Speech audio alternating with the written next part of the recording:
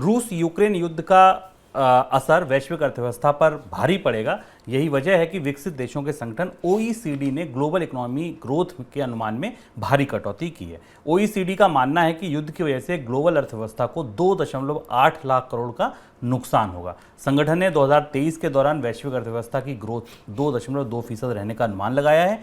जून में 2.8% का अनुमान था। सिर्फ OECD नहीं, विश्व बैंक ने भी ग्रोथ के अनुमान में कटौती की है। विश्व बैंक ने चीन में आर्थिक सुस्ती का हवाला देते हुए पूर्वी एशिया के ग्रोथ अनुमान में बड़ी कटौती की है। ये पहले 5% का था, अब घटकर 3.2% का कर दिया है। सर, क्या बात सही से तो सबको ले डूबे पुतिन? हाँ, और पुतिन सबको ले डूबे। और पुतिन किन चीज़ों को लेकर ले डूबे, ये बात IMF ने भी कही, वर्ल्ड बैंक ने भी कही, अब OECD का अनुमान भी आ गया। OECD चूंकि यूरोपीय देशों में और विकसित देशों का संगठन है और वो बहुत करीब से यूरोपीय अर्थव्यवस्थाओं के भीतर की जानकारी रखता है, तो उसकी भविष्यवाणी या उसका आकलन काफ़ी भरोसेमंद और विश्वसनीय माना जाता है।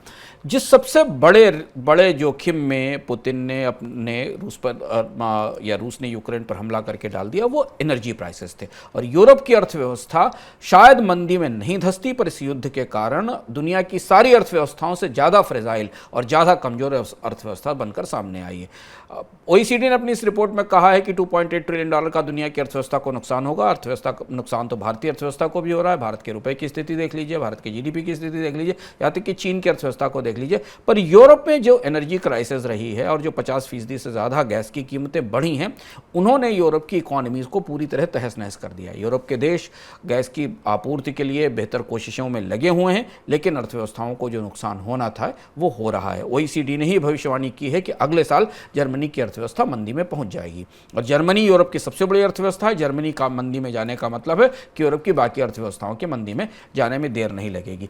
OECD ने यूरोपीय देशों को यह भी सलाह दी है शुभम कि अपने जिस स्थिति में एनर्जी प्राइसेस अभी हैं और आने वाले समय में भी ऊर्जा की कीमतों में जो बढ़ोतरी होती रहनी है सप्लाई डिसरप्शंस के कारण, उस वजह से यूरोपीय देशों के पास अब इसके अलावा कोई रास्ता नहीं है कि वो अगले 2-3 सालों में अपनी ऊर्जा खपत को 10 से 15% कम करें, क्योंकि जब तक ऊर्जा की खपत को कम नहीं करेंगे तब तक उनकी अर्थव्यवस्थाओं में जो लगातार बोझ बढ़ रहा है ऊर्जा के बिलों का, चाहे लोगों की जेब पर या अर्थव्यवस्थाओं पर, उसे कम नहीं किया जा सकता। तो पुतिन ने रूस यूक्रेन युद्ध से रूस ने क्या हासिल किया ये हमें नहीं पता। रूस की अर्थव्यवस्था कितनी बुरी हालत में है इस पर हम लगातार चर्चा करते रहेंगे। दुनिया को वस्तुतः कुछ नहीं मिला। दुनिया जो कि कोविड की मंदी से निकल कर बाहर आई थी, वो कोविड के लॉकडाउन से और महामारी से निकल कर बाहर आई थी, उसे वो महंगाई में जाकर फंसी और महंगाई से अब वो मंदी की तरफ बढ़ चुकी है। तो 2 साल या 3 साल महामारी के और 2024 तक अगर ये परिस्थिति चलनी है जिसके संकेत हमें मिल रहे हैं,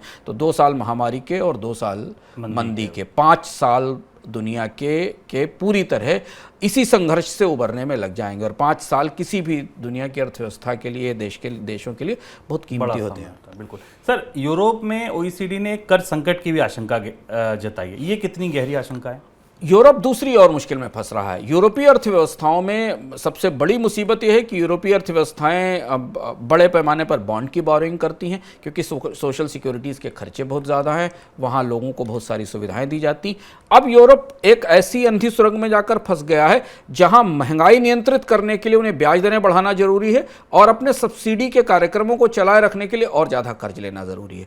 चूँकि यूरोप की अर्थव्यवस्थाएं, यूरोजोन की अर्थव्यवस्थाएं, यूरो के अंडर में आने वाले अर्थव्यवस्थाओं का सबका अपना अपना विकास दर है और उनकी अपनी अपनी आर्थिक ताकत और कमजोरी है। इटली और जर्मनी 2 अलग अलग तरीके की अर्थव्यवस्थाएं, पोर्चुगाल और स्पेन 2 अलग अलग तरीके की अर्थव्यवस्थाएं हैं।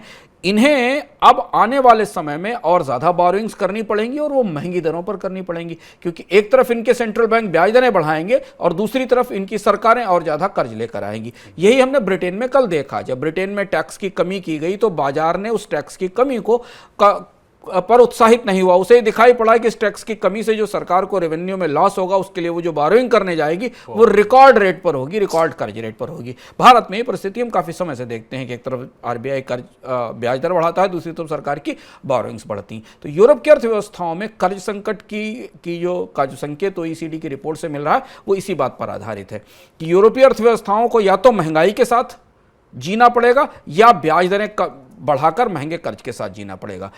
ओईसीडी की रिपोर्ट ये संकेत दे रही कि इन दोनों में से जिस एक चीज का चुनाव जल्दी कर लिया जाए उससे ज्यादा स्पष्टता आएगी। दोनों चीजें एक साथ नहीं चल सकती कि महंगाई भी रहे और महंगी ब्याज दरें भी रहे। तो इसीलिए यूरोपियन सेंट्रल बैंक ब्याज दरें बढ़ाने में सबसे पीछे है। बाकी बैंकों ने अमेरिका की फेडरल रिजर्व की ब्याज दर के बाकी देशों के बैंकों ने काफ़ी तेज़ी से बढ़ोतरी की। तो यूरोप की अर्थव्यवस्था इस समय सबसे करीब है मंदी के, बल्कि मंदी में आमतौर अगर व्यवहारिक रूप से माने तो मंदी के भीतर पहुंच गई है।